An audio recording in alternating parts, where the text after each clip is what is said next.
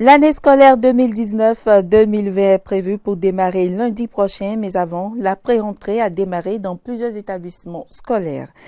Dans la ville de Cotonou, les travaux d'asphaltage évoluent. Vous suivrez le constat fait dans le quartier d'Agla dans cette édition.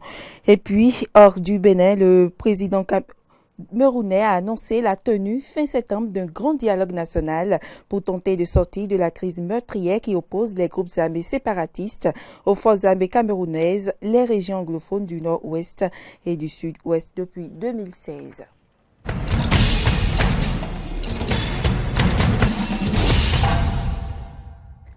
Mesdames, Messieurs, bonjour et merci de nous rejoindre pour ce point de l'actualité. L'année scolaire 2019-2020 démarre ce lundi 16 septembre sur toute l'étendue du territoire national. Mais avant, la pré-rentrée a démarré dans plusieurs collèges. Pour vous en convaincre, Kano Hungbederinto et Fiacre Voitan ont sillonné quelques écoles. La pré-rentrée, comme vous le constatez, est effective, ce que je l'entends.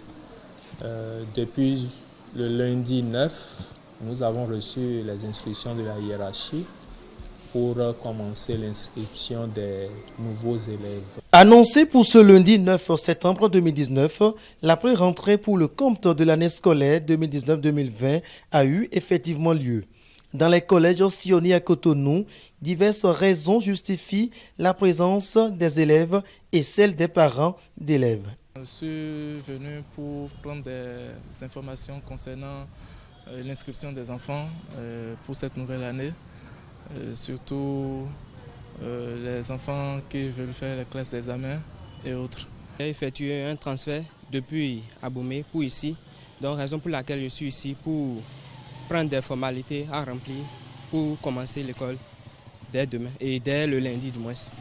À en croire Jacques Bocor, un des parents d'élèves rencontrés, contrairement aux années précédentes, il y a de l'affluence cette année. Contrairement aux années antérieures, cette année-ci, il y a l'ambiance, la pré-rentrée, effectivement, ça a eu lieu. Avoir le déplacement massif des parents et des élèves, ça montre que l'administration est prête pour pouvoir accueillir les uns et les autres. Même si tout se passe dans la discipline, que faire alors pour satisfaire tous ces acteurs du monde scolaire qui se sont déplacés? Albert Rodriguez, directeur du CGE de l'Entente. La surveillance les accueille, on les informe des pièces à fournir, alors on vérifie les pièces. Si les pièces sont à jour, on le leur dit c'est à jour. Ils passent par moi d'abord, je vérifie si effectivement l'enfant est classé. Après ça, je délivre quand même un billet pour que le parent aille accomplir les formalités d'usage pour que son nom, le nom de l'enfant aille dans le registre de l'établissement. Dès le lundi 16 septembre 2019, l'école béninoise ouvrira ses portes à l'issue de la période de la pré-rentrée. Ginos à Romagnon, élève rencontré, se dit confiant et prêt pour la rentrée. Non, parce que c'était déjà quelque chose d'habitude. Chaque année, on commence l'école à la bonne date, donc je n'ai pas peur. Malgré cette assurance, des conseils n'en manquent pas. À l'endroit des apprenants, je leur souhaite une meilleure année et je profite de là pour pouvoir leur annoncer en même temps que nous sommes déjà à la fin des vacances. Les vacances sont terminées, donc que chacun n'a qu'à faire le retour vers son cahier et ses documents. Je les exhorte à ne pas traîner les pas et à reprendre effectivement le chemin de l'école dès le 16, car chaque minute perdue, chaque heure perdue, chaque jour perdu est préjudiciable. Les élèves et parents d'élèves disposent encore de quelques jours pour remplir les formalités administratives afin de se mettre au pas pour cette nouvelle année scolaire qui commence le lundi 16 septembre 2019 et qui prend fin le mercredi 24 juin 2020 après les cours de la matinée.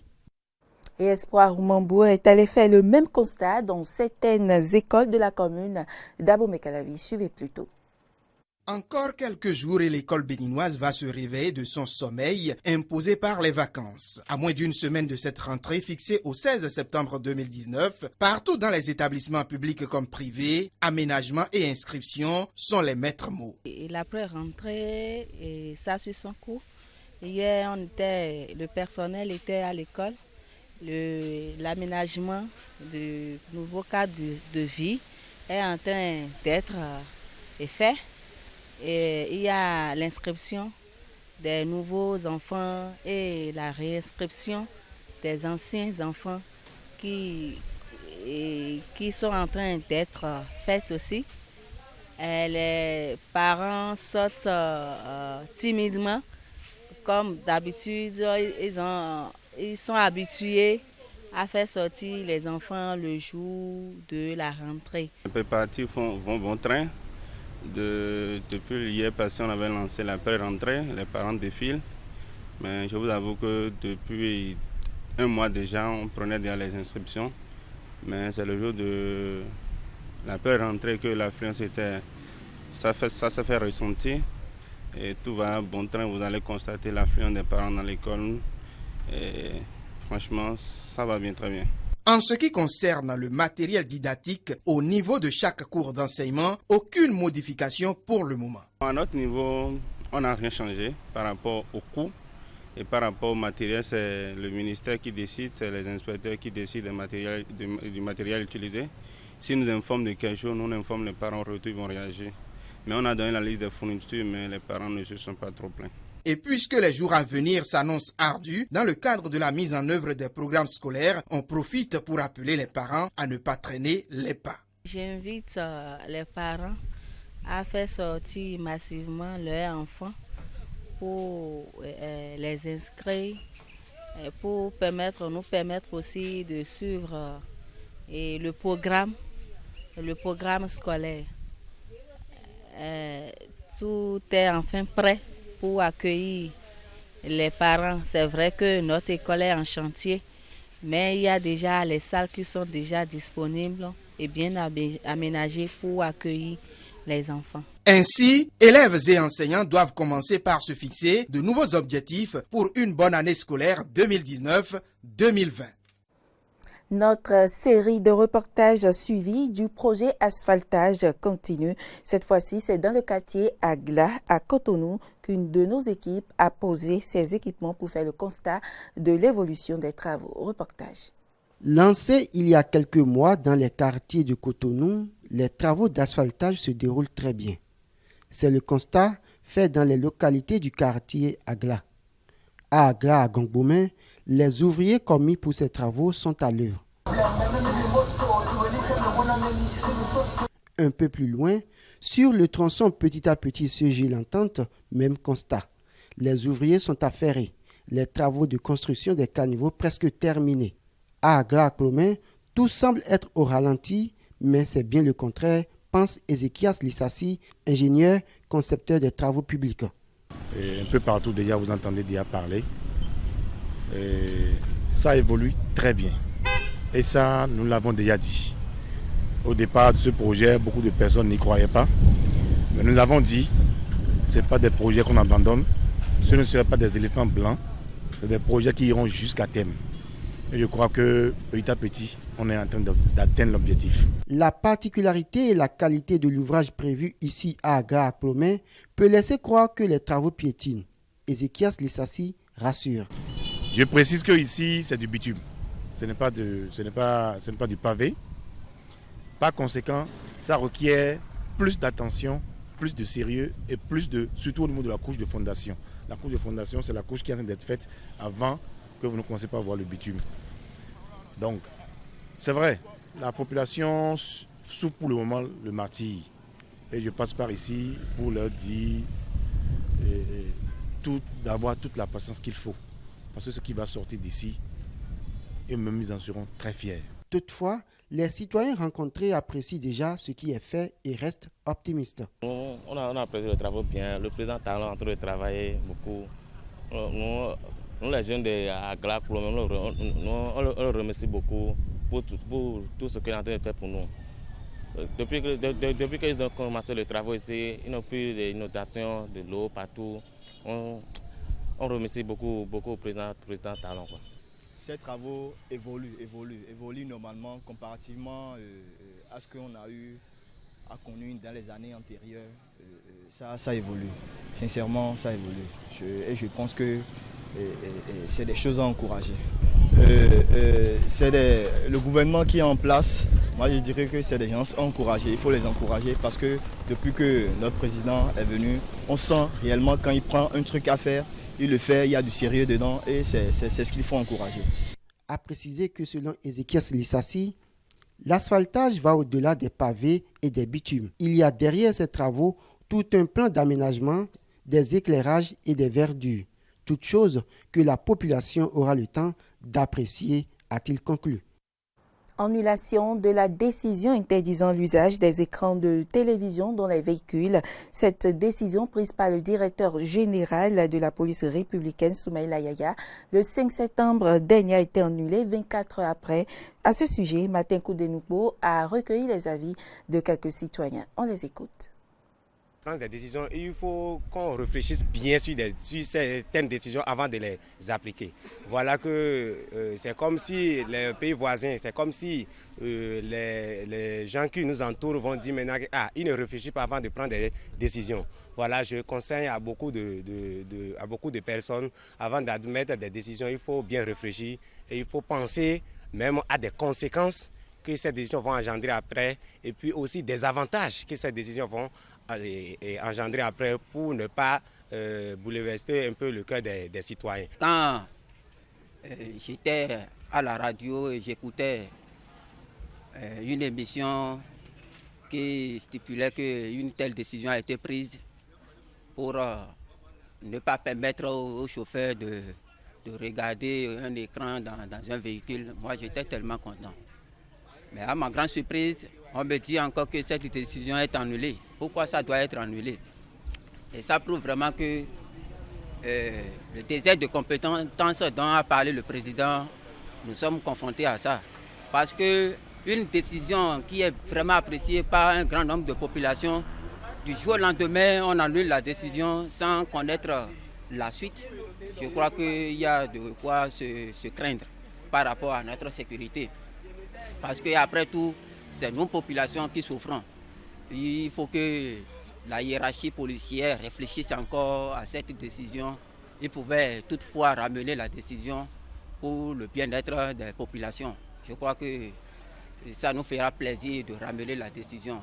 Concernant l'interdiction d'utilisation des écrans dans les voitures, moi j'étais tellement pour ça parce que ça va diminuer le nombre d'accidents. Donc j'étais pour ça. Mais l'annulation de ça m'a tellement touché. Pourquoi prendre une décision aujourd'hui et le lendemain tôt, on annule encore? Moi je me suis posé la question de savoir pourquoi, mais je n'ai pas encore trouvé la solution, la réponse à ça. Donc si on pourra nous expliquer le pourquoi, c'est mieux. Mais moi je ne suis pas pour du tout, pas pour l'annulation encore de cette décision.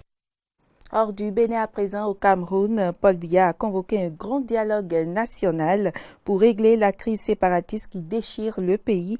Le président camerounais l'a annoncé hier soir lors d'une adresse à la nation. Ces discussions devraient être convoquées rapidement avant la fin du mois. Depuis novembre 2016, les régions du nord-ouest, du sud-ouest du Cameroun sont confrontées à une grave crise sociopolitique.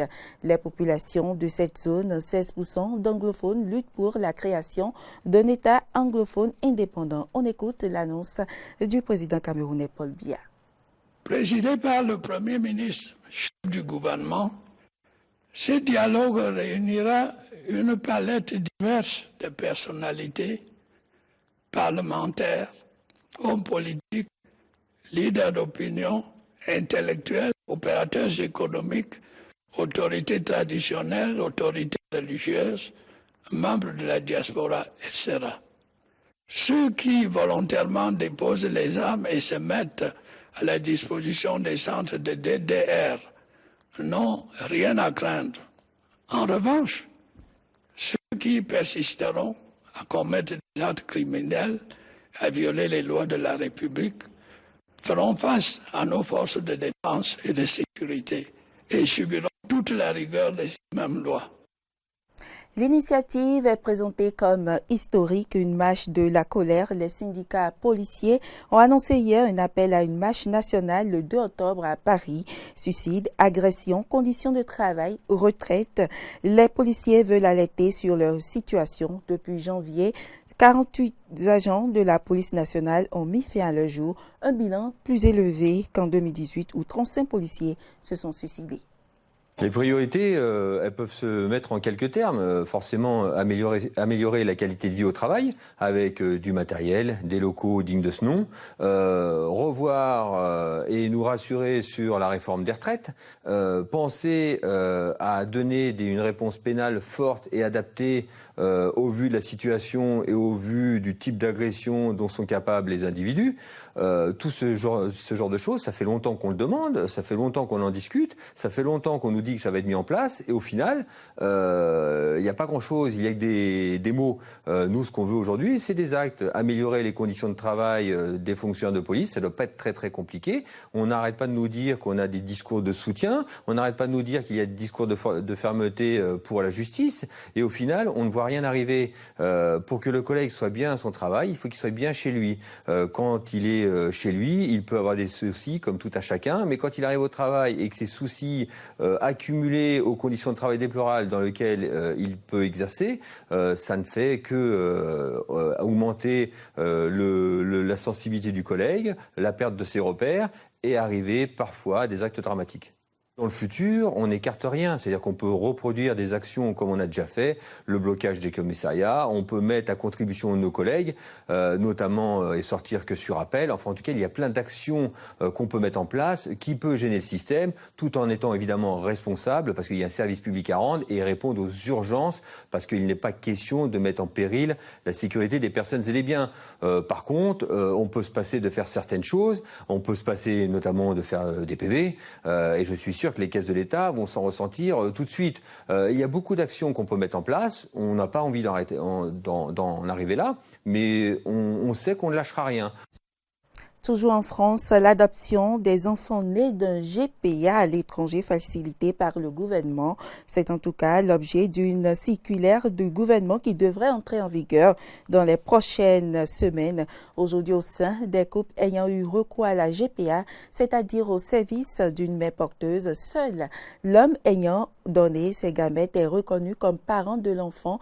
L'autre membre du couple, qu'on appelle parent d'intention, doit adopter l'enfant pour rétablir le lien de filiation. Cette circulaire devrait faciliter et harmoniser cette procédure d'adoption. Pour Nicole Belloubet, cette mesure ne remet pas en question l'interdiction de la GPA en France. Écoutez. Je tiens tout d'abord à démentir vigoureusement les informations sur la prétendue intention du gouvernement de reconnaître de manière automatique la filiation des enfants nés de GPA réalisés à l'étranger. La GPA est interdite en France, vous le savez, nous l'avons d'ailleurs réaffirmé avec force hier soir avec mes collègues en commission. Le gouvernement n'entend par ailleurs nullement modifier la situation juridique des enfants nés de GPA. Pour ces enfants, les règles d'établissement de la filiation reposent sur une jurisprudence bien établie et qui s'énonce de la manière suivante. Le père biologique mentionné sur l'acte d'état civil étranger bénéficie d'une retranscription directe dans l'état civil français. Le deuxième parent, père ou mère d'intention, doit toujours passer par un processus d'adoption pour voir sa filiation reconnue à l'état civil français. Cette solution, me semble-t-il, consacre un équilibre entre, d'une part, la prohibition de la GPA, qui est contraire à notre éthique et à notre droit, et d'autre part, l'intérêt de l'enfant à voir sa filiation établie et à mener une vie familiale normale. La Cour de cassation, à la suite d'un avis rendu par la Cour européenne des droits de l'homme en avril dernier, devra prochainement se prononcer à nouveau. Une fois son arrêt rendu, une circulaire interministérielle sera diffusée aux officiers d'état civil et dans les consulats pour faciliter la bonne application de ces règles. Cette circulaire n'aura en aucune manière vocation à modifier le droit actuel, mais au contraire à en rappeler les termes exacts. Conformément aux engagements du président de la République et du Premier ministre, elle permettra d'assurer l'homogénéité des pratiques administratives. Telle est exactement l'intention du gouvernement. En toute hypothèse, la GPA demeurera un interdit absolu. Limogeage soudain et spectaculaire de John Bolton, le conseiller à la sécurité nationale de la Maison-Blanche. Donald Trump l'a annoncé hier soir sur Twitter et ancien ambassadeur américain auprès des Nations Unies et farouche partisan de la guerre en Irak de 2003 quitte donc ses fonctions après 17 mois de bons et loyaux services. C'est le troisième conseiller à la sécurité nationale à être limogé en seulement 2 ans et demi. Une décision motivée selon le président américain, par de profonds désaccords sur de nombreux dossiers. J'ai informé John Bolton hier soir que ses services n'étaient plus nécessaires à la Maison-Blanche. Comme d'autres membres de l'administration, j'étais en désaccord avec beaucoup de ses suggestions et j'ai donc demandé à John sa démission, qu'il m'a remise ce matin. Je remercie vivement John pour son travail. Je nommerai un nouveau conseiller à la sécurité nationale la semaine prochaine. J'ai offert de démissionner hier soir et le président Trump a déclaré « Parlons-en demain ». Interrogé sur le limogeage, le secrétaire d'État américain a également reconnu avoir des divergences de point de vue avec John Bolton. Écoutons. Nous donnons tous nos opinions franches. L'ambassadeur Bolton et moi, nous avons souvent été en désaccord, c'est certain. Mais c'est vrai pour beaucoup de gens avec qui j'ai des échanges. Ma mission est de toujours m'assurer de la mise en œuvre de la diplomatie des États-Unis et de travailler avec l'équipe, qu'il s'agisse du Trésor ou du personnel du président, pour s'assurer que nous obtenons de bons résultats. Je sais que tout le monde en parle depuis très longtemps. Il y avait sans aucun doute des points sur lesquels l'ambassadeur Bolton et moi-même avions des avis différents quant à la façon de procéder. Quels sont alors les dossiers sur lesquels John Bolton a souvent été en désaccord avec l'administration Trump? Élément de réponse dans ce reportage. Le conseiller va-t-en-guerre de la Maison-Blanche n'est plus le bienvenu. Trump l'a donc limogé en pleine négociation avec les talibans. John Bolton, proche des milieux néoconservateurs, avait été mis de côté car opposé à un processus de paix. Bolton n'en est pas à son premier coup d'essai. Bien avant d'être nommé officiellement comme conseiller à la sécurité nationale en mars 2018, il avait soutenu l'intervention militaire en Irak en 2003. Le belliqueux Bolton se retrouve alors en première ligne sur le dossier du nucléaire iranien. Ce dernier prône depuis des années de bombarder le pays et veut augmenter la pression sur Téhéran. Ni l'Iran ni aucun autre acteur hostile ne doit confondre prudence et retenue de la part des États-Unis avec de la faiblesse. Personne ne leur a accordé un permis de chasse au Moyen-Orient.